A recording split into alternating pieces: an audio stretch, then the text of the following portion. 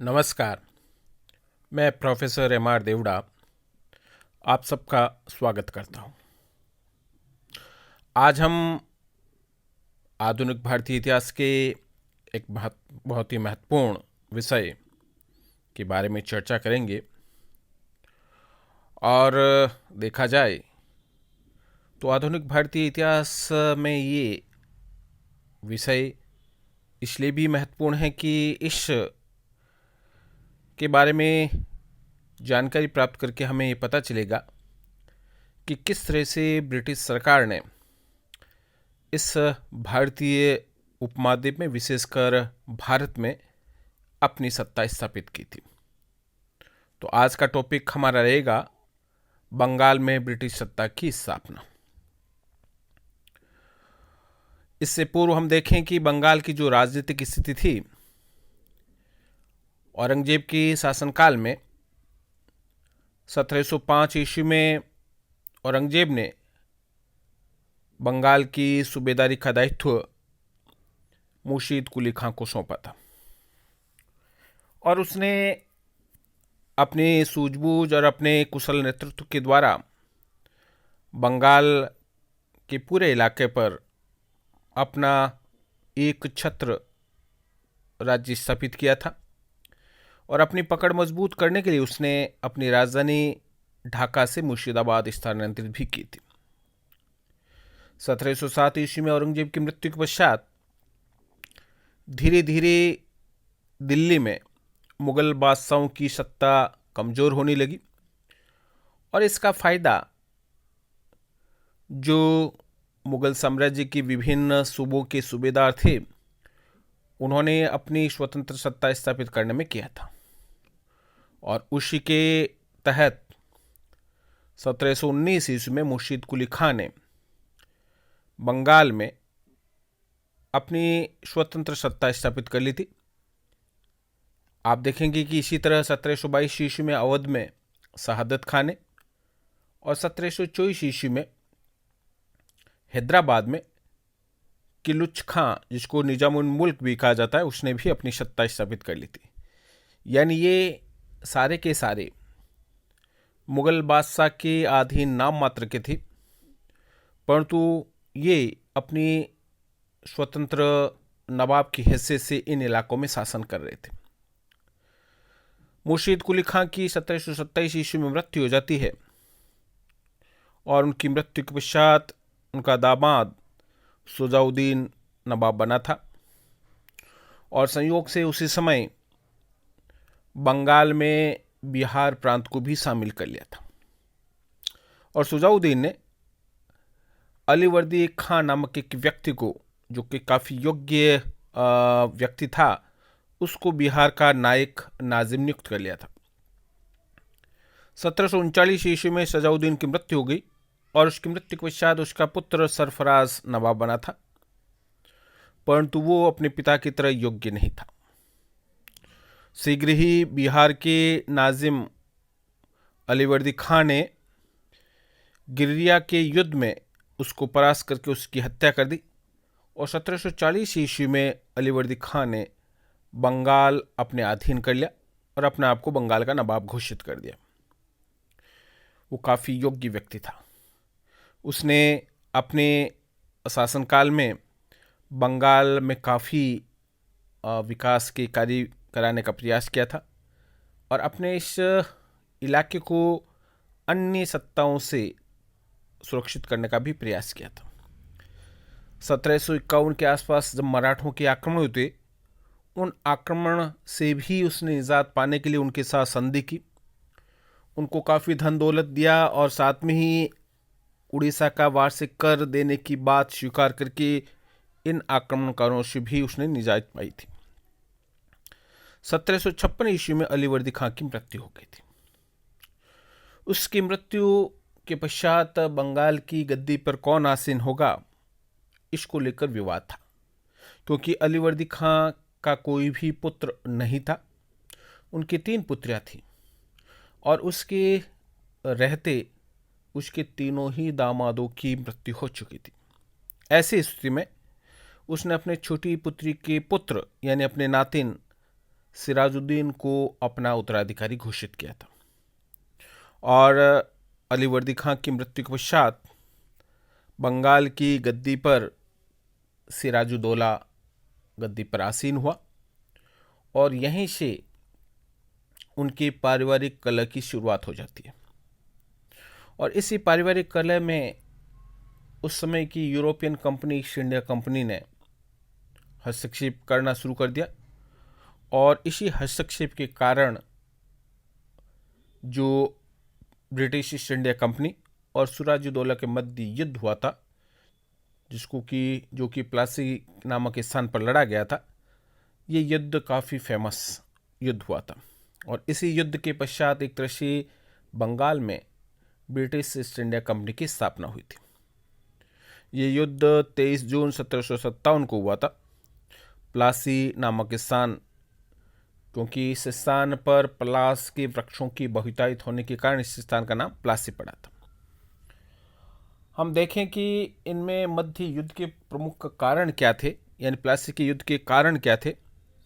तो सबसे महत्वपूर्ण कारण तो वही था कि बंगाल के नवाब की पारिवारिक और राजनीतिक जो गतिविधियां थी, उन गतिविधियों में ब्रिटिश सरकार का हस्तक्षेप करना, नवाब के जो विरोधी थे उन विरोधियों को संरक्षण देना, उनका समर्थन करना था।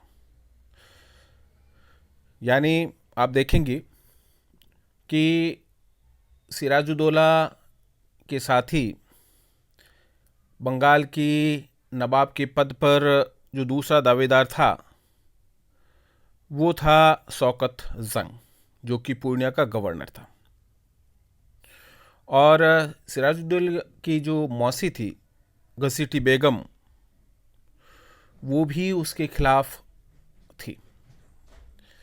जब सिराजुद्दौला ने इन दोनों से निजात पाने के लिए प्रयास किया, उसी समय अंग्रेजों ने खुलकर इनका सपोर्ट किया था। सिराजुद्दौला ने जब घसीटी बेगम की जागीर को जब्त कर लिया, उस समय घसीटी बेगम ने अपनी सारी जागीर अपने दीवान राजवल्लभ के पुत्र कृष्ण वल्लभ के मार्फत सुरक्षित करने के लिए उसको देकर उसको अंग्रेजों के संरक्षण में भेज दिया था, कोलकाता भेज दिया था।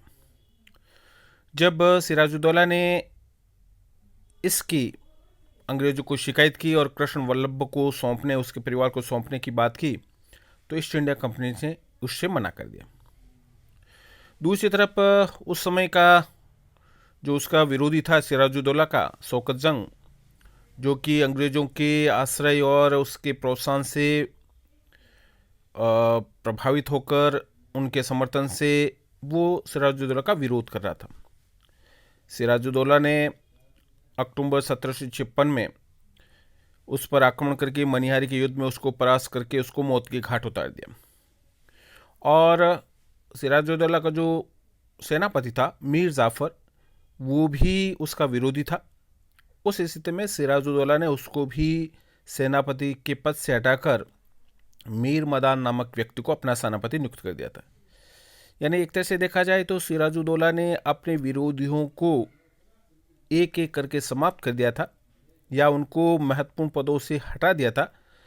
परंतु इस दौरान अंग्रेजों ने लगातार सिराजुद्दौला के विरोधियों को संरक्षण देना, उनको समर्थन देना जारी रखा था। इसके कारण सिराजुद्दौला ईस्ट इंडिया कंपनी से काफ़ी नाराज था।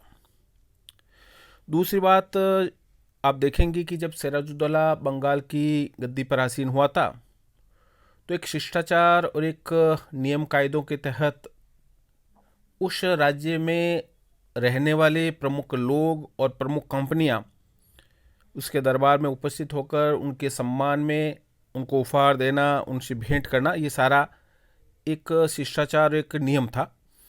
परंतु बंगाल के नवाब बनने पर सिराजुद्दौला की दरबार में ईस्ट इंडिया कंपनी के कोई भी प्रतिनिधि उपस्थित नहीं हुआ था। और इसके अलावा जब सिराजुद्दौला ने ईस्ट इंडिया कंपनी के सामने उनकी कासिम बाजार की फैक्ट्री का निरीक्षण करने का जब बात की, तो ईस्ट इंडिया कंपनी ने इस बात को भी स्वीकार नहीं किया था।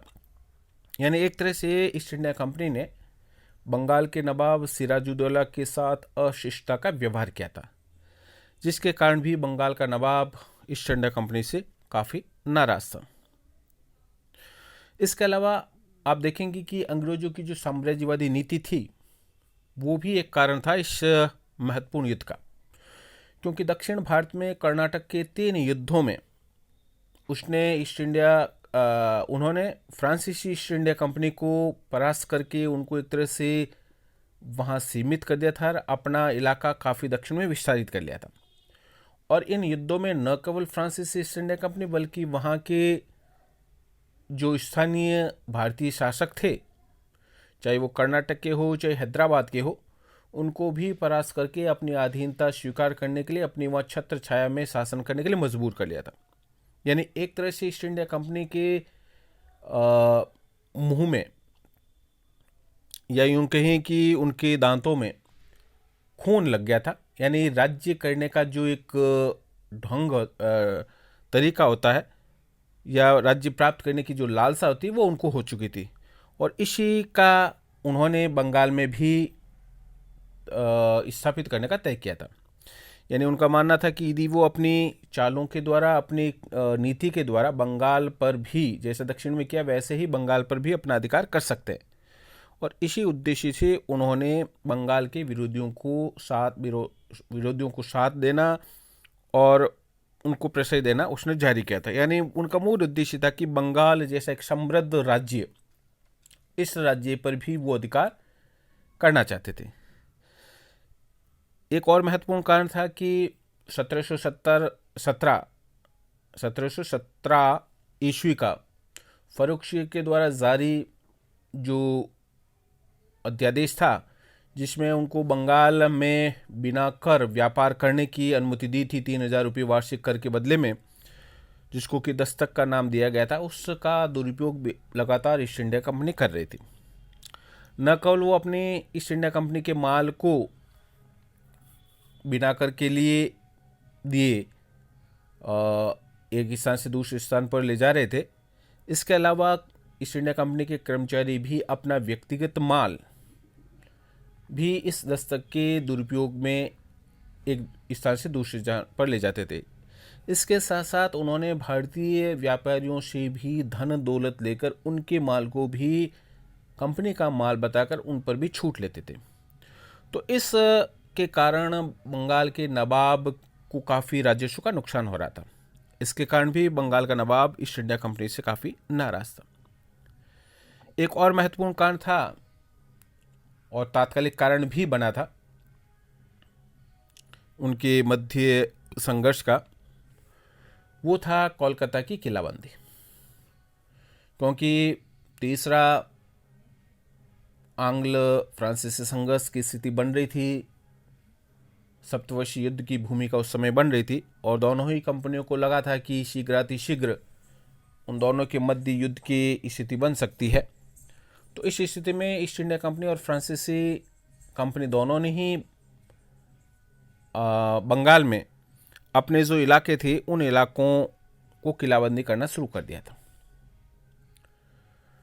जब ईस्ट इंडिया कंपनी कोलकाता की किलाबंदी कर रही थी, तब बंगाल के नवाब सिराजुद्दौला ने फ्रांसीसियों और ब्रिटिश कंपनियों को ये आदेश दिया कि वो अपनी किलाबंदी करना बंद कर दे। उनको किसी तरह से असुरक्षित या असुरक्षा की भावना नहीं रखनी चाहिए, वो उनकी सुरक्षा करेंगे। फ्रांसीसी कंपनी ने तो उनके आदेशों को मानते हुए अपनी किलाबंदी करना बंद कर दिया, परंतु ईस्ट इंडिया कंपनी ने इस किलाबंदी को जारी रखा था, और जिसके कारण सिराजुद्दौला उनसे काफ़ी नाराज़ हुआ, और इसी नाराज़गी के फलस्वरूप उसने अपने टुकड़ी के साथ 4 जून 1756 को कासिम बाजार, जो कि ईस्ट इंडिया कंपनी की फैक्ट्री थी, उस फैक्ट्री पर आक्रमण कर अधिकार कर लिया, और बाद में 20 जून 1756 को कोलकाता पर आक्रमण करके उस पर भी अधिकार कर लिया था।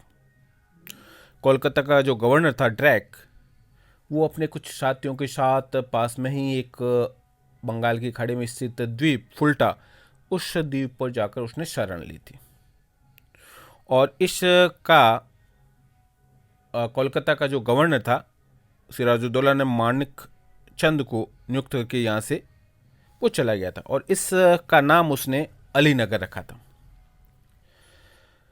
इसी समय एक घटना का जिक्र हो रहा है जिसका कि हॉलवेल ने उल्लेख किया है और ये घटना घटती है 20 और 21 जून की मध्य रात्रि को और इस घटना को काल कोठरी की त्रासदी या ब्लैक हॉल ट्रेजेडी के नाम से भी जाना जाता है।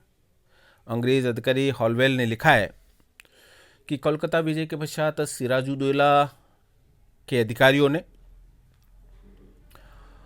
एक कोठरी काल कोठरी जिसका साइज 18 बाई 14.10 फीट था उसमें 20 जून की रात्रि को 146 अंग्रेज़ों को बंदी कर दिया था, बंदी बना लिया था, उसमें डाल दिया था, जिसमें स्त्री पुरुष और बच्चे भी थे। और जब 21 जून 1756 को सुबह इस काल कोठरी का गेट खोला गया तो उसमें 123 मृत पाए गए, सिर्फ 23 ही बचे थे और हॉलवेल लिखता है कि उन 23 भाग्यशालियों में वो भी शामिल था। ये घटना वास्तव में हुई या नहीं हुई ये अपने आप में एक शोध का विषय है, परंतु हॉलवेल ने इस घटना का उल्लेख अपने वृत्तांतों में अवश्य किया था। ये सारा घटनाक्रम हो जाता है और इसकी सूचना जब दक्षिण में मद्रास में ईस्ट इंडिया कंपनी के अधिकारियों को पता चलती है तो वो इस इलाके को पुनः प्राप्त करने के उद्देश्य से उन्होंने अपने 2 अधिकारियों के नेतृत्व में स्थल सेना और जल सेना भेजी। लॉर्ड क्लाइव के नेतृत्व में स्थल सेना और एडमिरल वाटसन के नेतृत्व में जलमार्ग से अपने सैनिकों को कोलकाता जाने के लिए सेना भेजी और ये सेना शीघ्र ही कोलकाता पहुंचती है और 2 जनवरी 1757 ईस्वी को उन्होंने कोलकाता और उसके पास का जो इलाका था हुगली वगैरह जो इलाका था उस इलाके पर अपना अधिकार कर लिया। इस स्थिति में दोनों ही कंपनियों के सामने टकराव की स्थिति उत्पन्न हुई और परंतु दोनों ही पक्षों ने 9 फरवरी 1757 को अलीनगर की संधि कर ली थी। इस संधि के पीछे क्या कारण रहे थे तो सिराजुद्दौला की तरफ से देखा जाए तो उसको पता था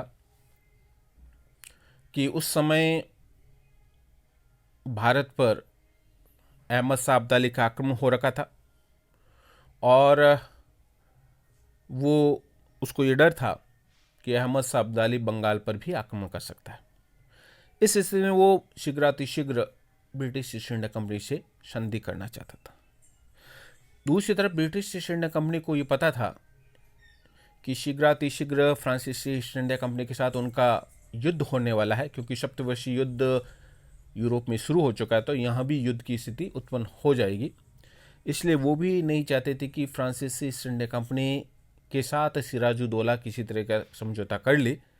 उससे पहले वो भी चाहते थे कि सिराजुद्दौला के साथ संधि हो जाए और इसी के तहत उनके मध्य संधि हुई और इस संधि के तहत सिराजुद्दौला ने मुगल बादशाह के द्वारा कंपनी को जितनी भी व्यापारिक सुविधाएं दी थी, यानी बिना चुंगी के व्यापार करने की जो अनुमति थी और अन्य जो व्यापारिक सुविधाएं थी वो वापस यथावत रखने, उनको जारी रखने का उसने वचन दिया था, उसको स्वीकार कर लिया था। इसके अलावा सिराजुद्दौला ने जिन अंग्रेज फैक्ट्रियों को अपने अधिकार में कर लिया था उनको वापस ईस्ट इंडिया कंपनी को सौंपा और साथ में ही युद्ध हर्जाने के रूप में 3 लाख रुपए भी उसने ईस्ट इंडिया कंपनी देने की बात कही थी। बंगाल के नवाब ने अंग्रेज़ों को कोलकाता की किलाबंदी का अधिकार दिया, साथ में उनको यानी ईस्ट इंडिया कंपनी को सिक्के ढालने का अधिकार भी दिया था, जिसका प्रयोग करते हुए 18 अगस्त 1757 में ईस्ट इंडिया कंपनी ने कलकत्ता से अपने सिक्के भी जारी किए थे। यानी एक तरह से देखा जाए तो ये संधि बंगाल के नवाब सिराजुद्दौला की मजबूरी थी और उनके खिलाफ थी, फिर भी उसने इसको स्वीकार किया था। यद्यपि दोनों पक्षों ने इस संधि को स्वीकार कर लिया था, परंतु दोनों पक्ष मन से इस संधि को जारी रखने के पक्ष में नहीं थे। इस संधि के पश्चात